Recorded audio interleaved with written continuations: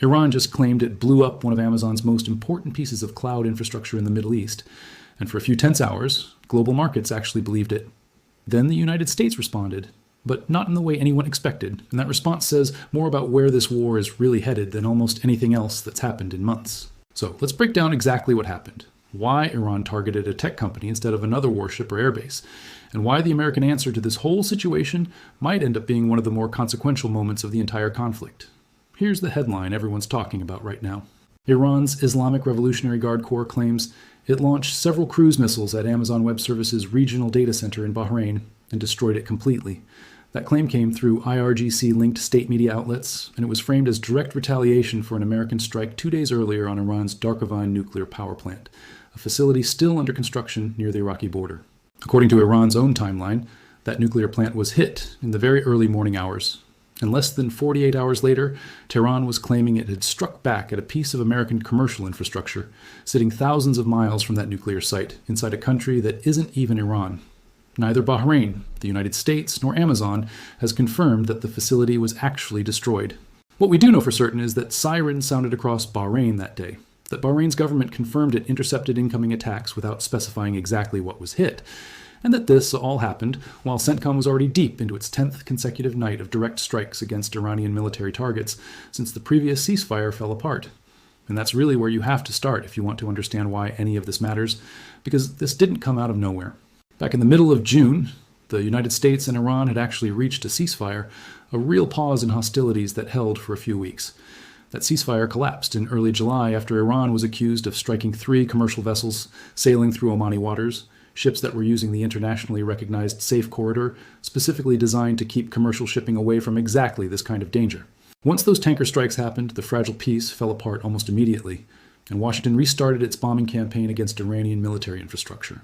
Within days, the retaliatory cycle that's now defined this entire war picked right back up, with Iranian strikes hitting American positions in Jordan and Iraq, American casualties following soon after, and President Trump publicly vowing that Iran would pay, in his words, many times over, for those losses.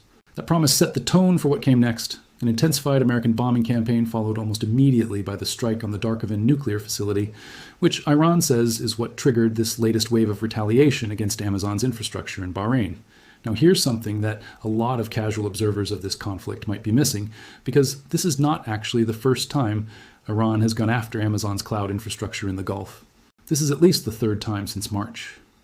The first round happened when Iran hit 2 AWS data centers in the United Arab Emirates and caused serious damage to a separate commercial facility in Bahrain, an attack significant enough that Amazon had to place its entire Middle East cloud region into what's officially called hard down status, essentially an admission that services in that region were completely unavailable.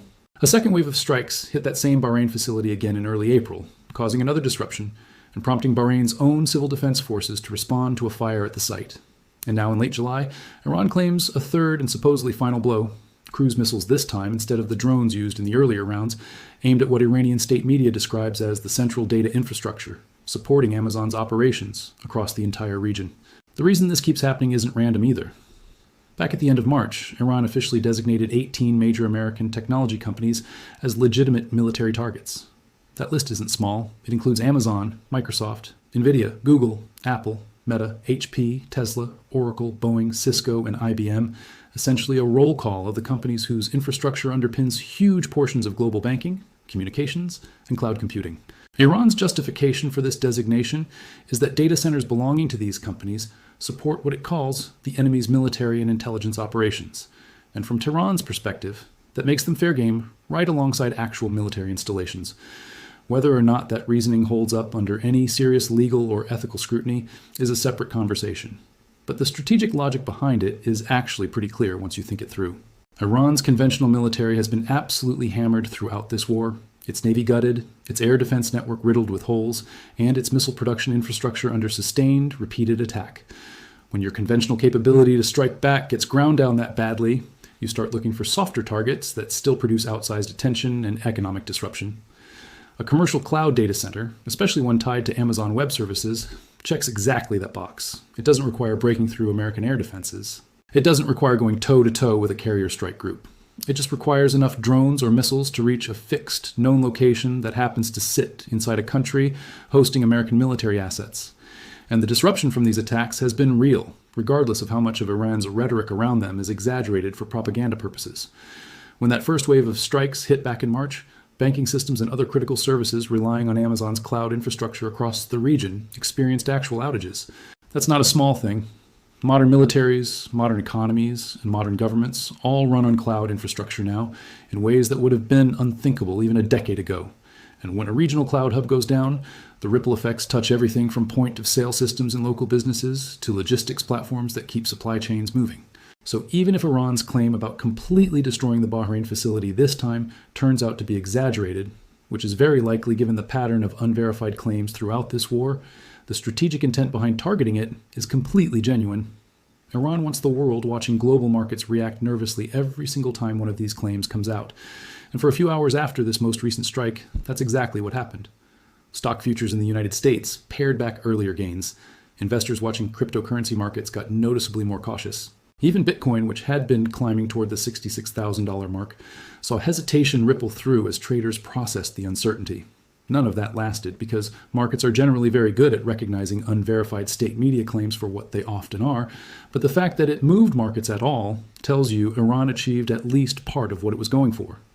So that's the setup. Iran hits a tech company's infrastructure, claims a symbolic economic victory, and tries to generate exactly this kind of nervous global reaction. Now let's talk about what the United States actually did in response, because this is where things get genuinely interesting, and where the title of this whole story earns its keep. The immediate, obvious response from CENTCOM was almost dismissive in tone. Rather than issuing some heavy statement about the Amazon claim specifically, American officials simply continued releasing footage from that same night's strike package, F-35s and F-16s, executing precision runs against Iranian ballistic missile sites, command centers, and drone storage facilities, essentially treating Iran's data center claim as a footnote compared to the actual, verifiable military campaign still running at full intensity. That in itself tells you something about how Washington is choosing to frame this conflict publicly. The message being sent, intentionally or not, is that no matter what symbolic economic target Iran claims to have hit, the actual military degradation campaign against Iran's capability to wage this war keeps rolling forward completely uninterrupted.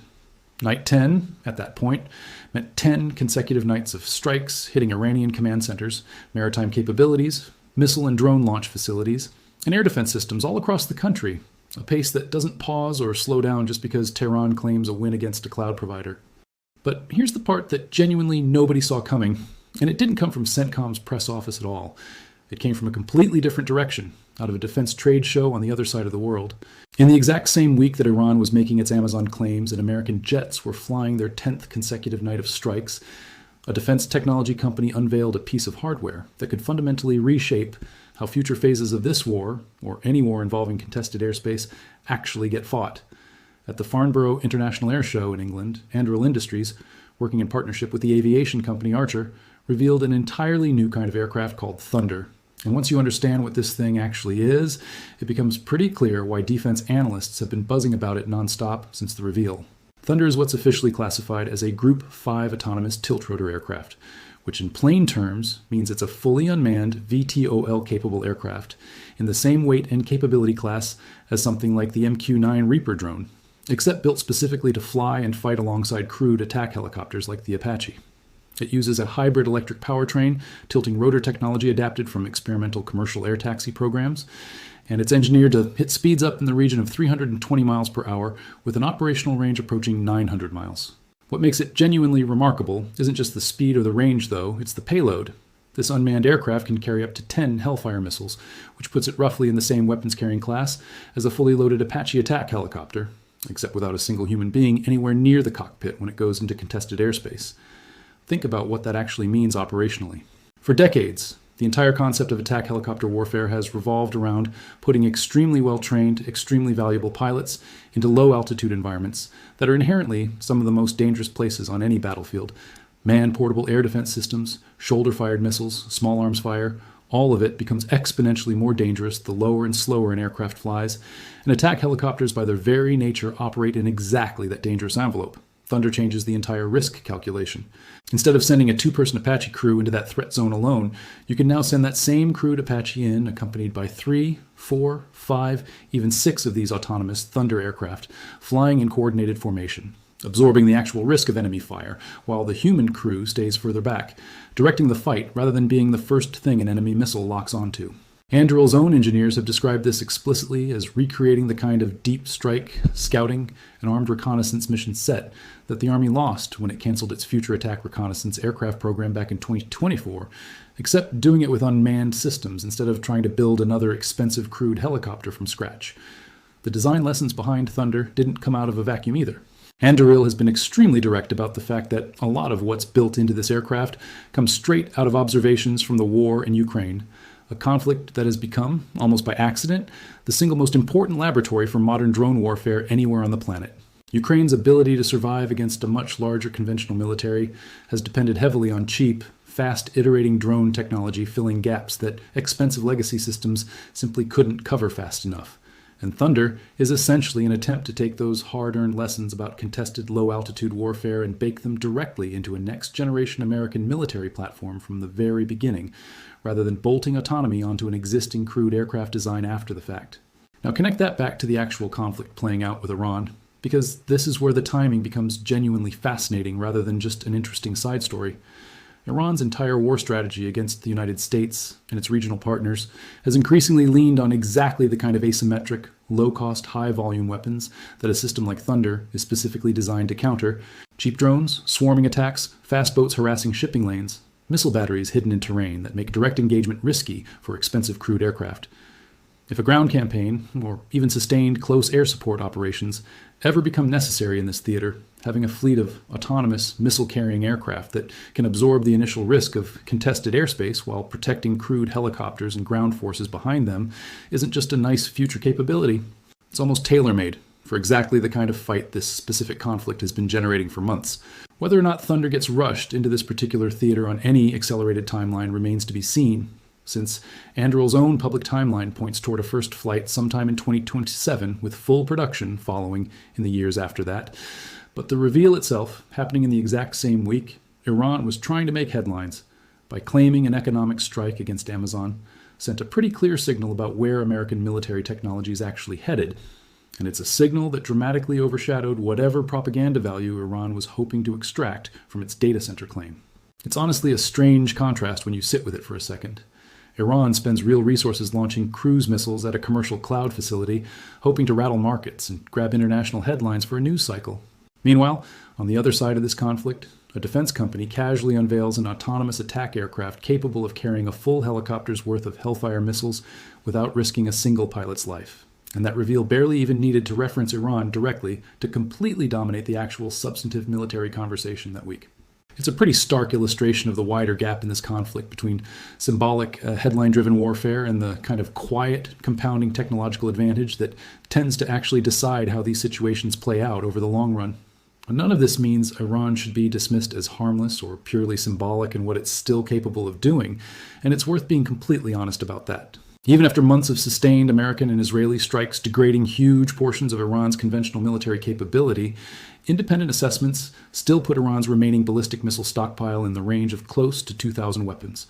That's a meaningful number, and it means Iran retains a genuine capacity to generate multi-front missile and drone attacks against American bases, Gulf shipping, and regional infrastructure whenever it chooses to. The strikes on Amazon's data center in Bahrain sit alongside other targets hit during this same period, including reported attacks on radar installations and coordinated pressure across Kuwait, Jordan, and Bahrain simultaneously.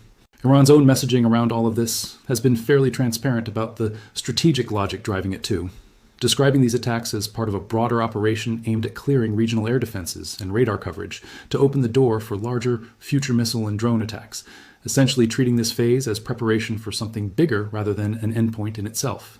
There's also a deeper structural point worth making about why Iran is choosing tech companies as targets in the first place, beyond just the immediate tactical convenience of hitting something soft.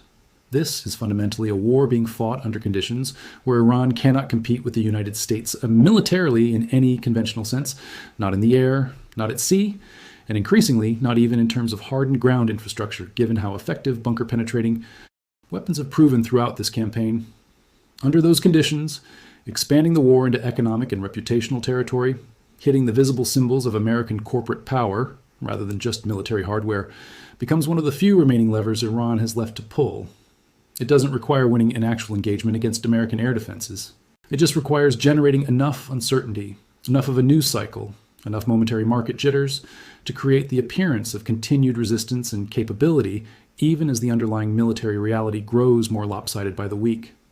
That strategy does carry real risk for Iran, though, and it's a risk that seems to be growing with each escalation. Every time Iran expands the target list to include civilian-facing commercial infrastructure rather than purely military targets, it hands the United States and its allies additional justification for expanding their own response in kind.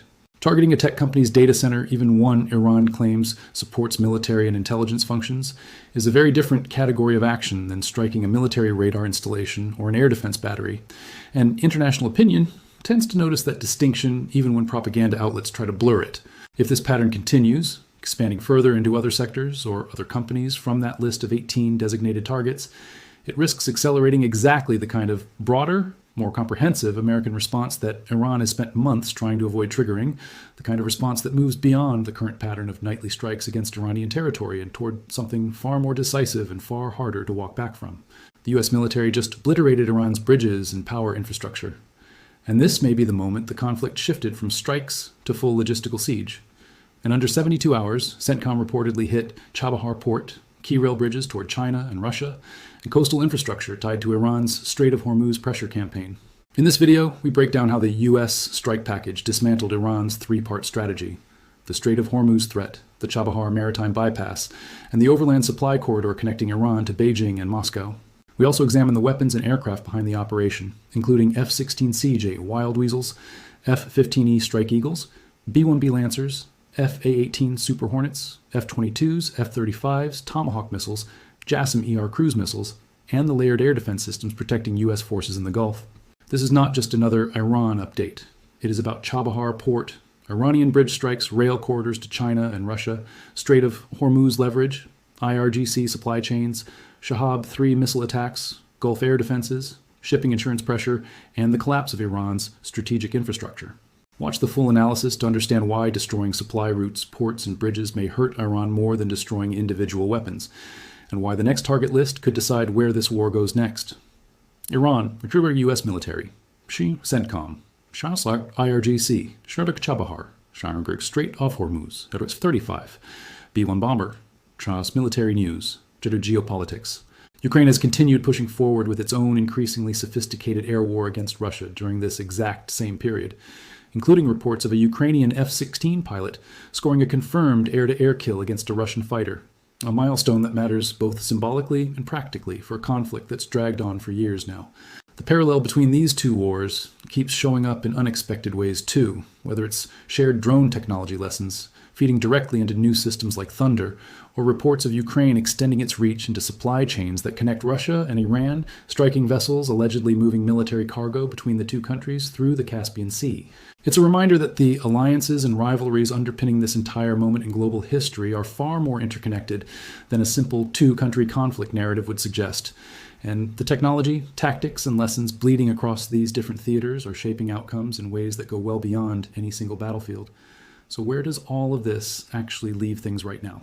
Iran's claim against Amazon's data center in Bahrain, verified or not, represents a continuation of a strategy that's been building since March, an attempt to widen this war into economic and reputational territory because the purely military option keeps getting closed off night after night by sustained American strikes. The American response, rather than escalating rhetorically or getting drawn into an argument about the specific details of a data center claim, has been to simply keep the actual military pressure campaign running at full intensity while, almost coincidentally, revealing a piece of next-generation military technology that speaks far louder than any press statement could about where the real advantage in this conflict is heading. Whether Thunder ever actually flies a mission over Iranian airspace in this specific war is genuinely uncertain given how far out its development timeline still stretches, but the message embedded in its timing was unmistakable. While Iran spends missiles trying to generate a news cycle around a cloud server, the broader technological and military gap between these two sides just kept quietly widening in the background. And that gap, more than any single claimed strike on a data center, is probably the thing that actually determines how this entire conflict eventually resolves. What do you think about all this? Do you think Iran's strategy of targeting tech infrastructure and commercial targets actually achieves anything meaningful for them beyond a temporary headline? Or is it purely a symbolic move born out of having fewer and fewer conventional military options left? Do you think autonomous systems like Thunder end up playing a real role in how this specific conflict eventually plays out? Or is this more about shaping the next war rather than this one? Drop your thoughts in the comments below, because this is exactly the kind of story where informed opinions from people paying close attention genuinely add something to the conversation. If this breakdown helped connect some dots between headlines that might have otherwise seemed unrelated, share it with someone who's been trying to keep up with how fast this conflict keeps shifting. Hit subscribe so you don't miss the next update. And stay tuned, because between the pace of strikes on the ground and the pace of new technology entering this fight, the next major development in this story is probably closer than most people know.